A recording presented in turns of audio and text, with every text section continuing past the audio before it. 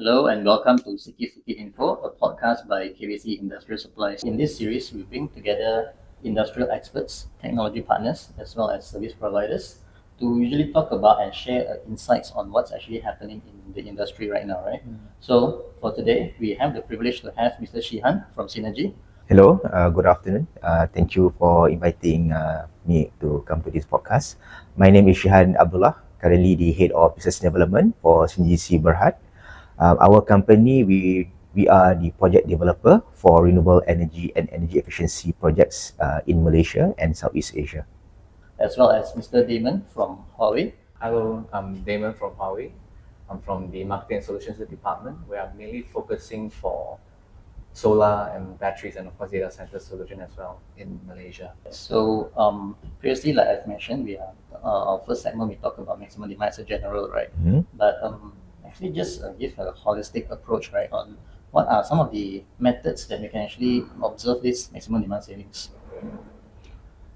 Okay, from the perspective of a project developer, the first thing that we do when we approach a customer, we will understand their load consumption pattern. Right. And then we will identify when their maximum demand happens. And then from there, we can plan a strategy how to reduce the maximum demand. It's either based on their consumption pattern or due to the equipment. So one of the things that we can do, we always propose to our customer is to incorporate technology like a solar with batteries and solution, whereby the rooftop solar can be used to charge the battery during the off-peak period, or the battery itself can be charged from the grid during the off-peak period because now the off-peak rate is cheaper. And then we will operate and discharge the power, the energy from the battery during the peak period, at the time when the maximum demand happens. And that's how we reduce the maximum demand, or in other words, we call it as peak shaving. Okay. So I think just now I get your point. Just now, one thing is about solar, and another time you're talking about this battery. Right? Battery is like power bank battery or something like that. Or for those like I'm a layman for myself, right? So for those who might not understand what this battery is, anyone could kind of briefly explain what this battery is about?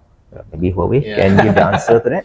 I think, the way you put it, it's really a power bank, because it's a large-scale power bank. So imagine you, for example, like a cabinet solution. The power bank is a handheld, but less than 1 kg, right? Yeah. But you can imagine for a factory owner that's few thousand kilowatt even, cannot be just having a power bank, right? So it's a mega and huge scale power bank. Can you imagine the 1 kg power bank, but magnified to around few tons. I think 2.5 tons for like our cabinet 2.5 cabinet solution, Right. that kind of a power bank system we're talking about. And of course, as the name implies, batteries are not a power generation source. It's only a medium of storage. What it does is that it stores energy rather than to produce. Of course, when you talk about energy production, you have solar, hydro, biogas, biomass, or even coal, or even gas power plant. A battery just serves as a medium to store energy. Yeah. So that is a brief understanding about what is, in fact, I think she had mentioned BESS, battery energy storage system. Yeah.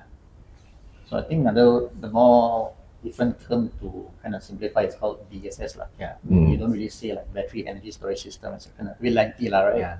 So few points that I heard just now, you're talking about BESS, okay, and about one thing, a particular term is called peak shaving, right?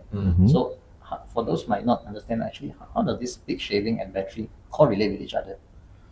Okay, how the battery helps with the peak shaving is by having the second source of power to reduce the power drawn from the grid during the maximum demand, during the maximum demand period, during the peak period time. Yep. So as we know, the maximum demand happens from 2 p.m. to 10 p.m. Yep. and for every half an hour period.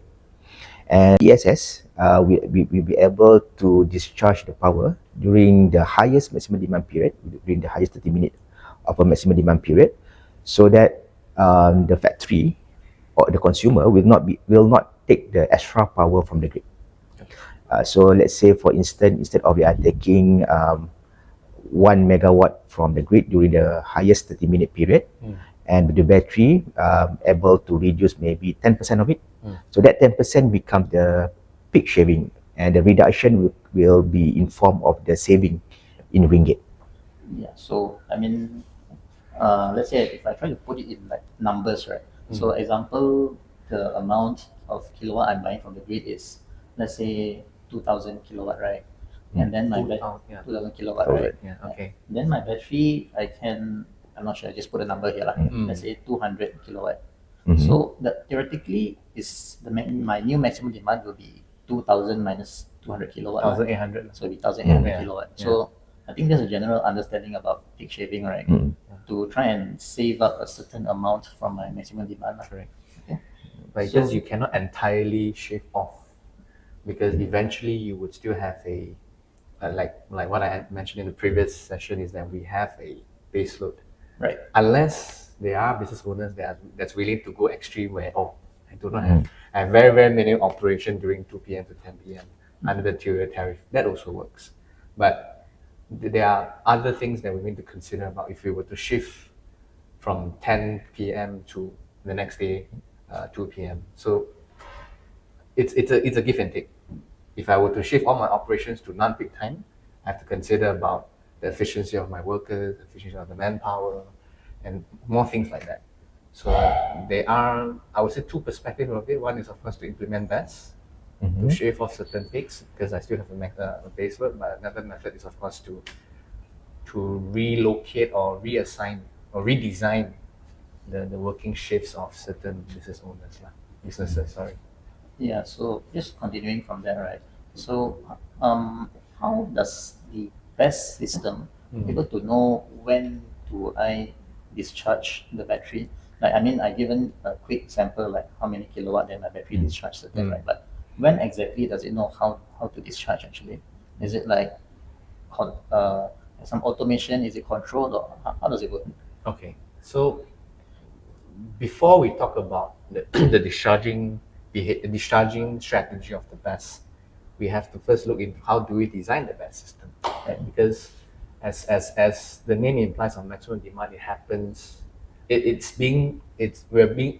paying for that one particular 30 minutes time frame of that month. So the battery system has to be designed to cater for that particular peak or several other peaks.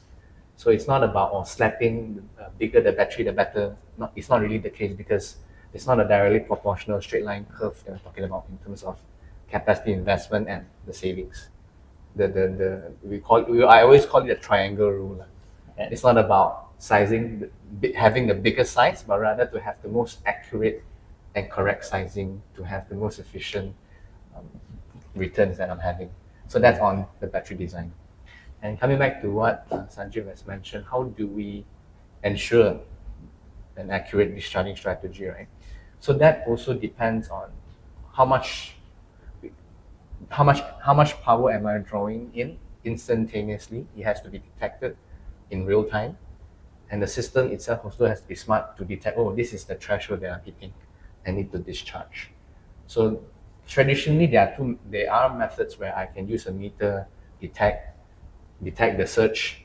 I mean, not detect the surge, but measure the surge and react accordingly. But now we are moving into an era that's a bit more intelligent. So the system must be able to predict when is the next surge of load. So before it starts, the battery shall already be ready to be discharging. I think that's where we call it AI EMS. Sorry, AI EMS comes in to help to predict the load and, of course, discharge accurately and effectively. Because unlike solar or any energy generation source, the moment as long as we do not perform within any half an hour time frame within that month saving is gone. So it's a bit more tedious and more complicated compared to solar, because is because no matter how I size solar, I definitely will have savings. It's just a matter of more or less. Yeah. But for battery, is very crucial, because as long as I miss one half an hour, the whole month is pretty much gone. Yeah, so that is the tricky part about designing the system and predicting the load that it will happen. And the third part is discharging. Sensing it is one thing, but to respond accordingly, respond effectively, that's another thing. So that's perhaps how we can contribute to have a more intelligent shading mechanism for peak shading scenario. Yeah, so like once again, let's say I'm a user, right? So let's say I'm just kind of, I'm interested in this BES and whatnot, but do I have a general like understanding, like is it actually worth it for me to put up a huge money for me to invest in a battery system? Maybe Shihan? Okay. Previously, under the regulatory period 3, which was until July last year, installation of a solar PV alone on the rooftop could be sufficient to reduce energy consumption because under the old RP3 tariff structure, we pay lesser in terms of the maximum demand and more in terms of energy consumption. And rooftop solar alone could help to reduce the energy consumption.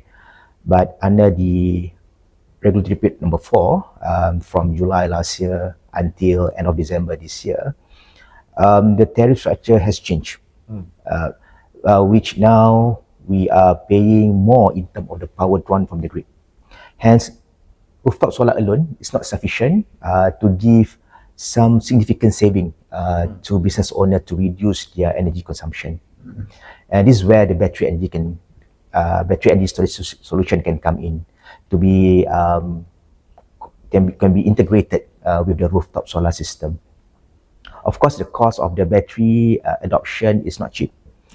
Same as solar last time, 10 years ago, the cost was quite high.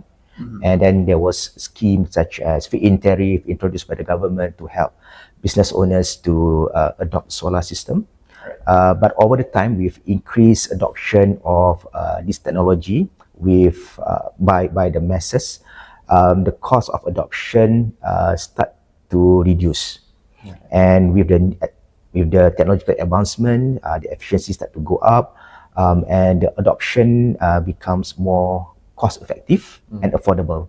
So currently in the market, there are various solutions offered by service provider, either by outright purchase or leasing model, or even energy saving performance agreement.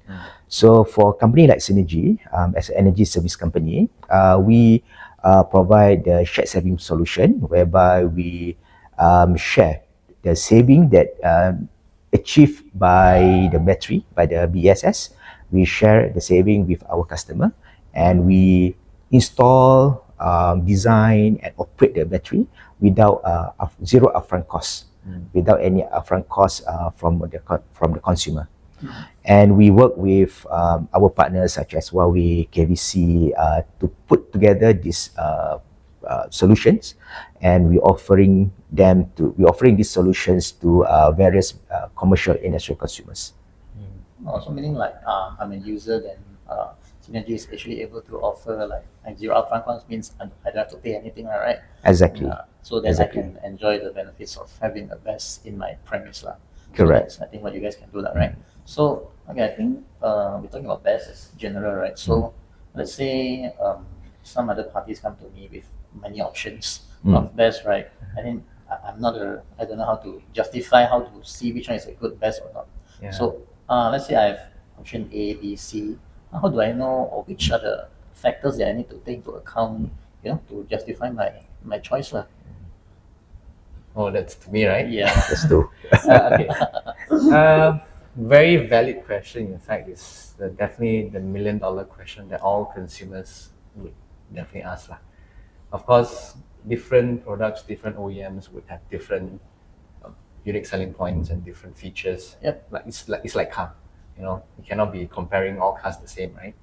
So for me, there are multiple jargons, a lot of technical abbreviations, efficiency, state of charge, the health of the system over 10 years.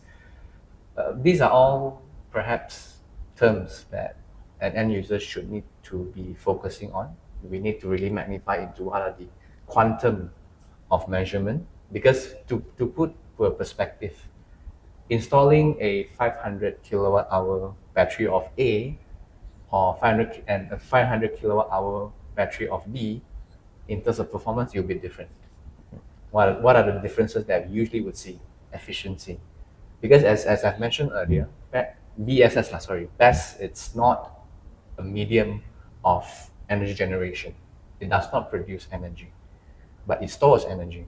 So it has to be converted in and out, right? So the efficiency dictates how much am I drawing in, either from the grid or from solar, and how much potentially I can go out.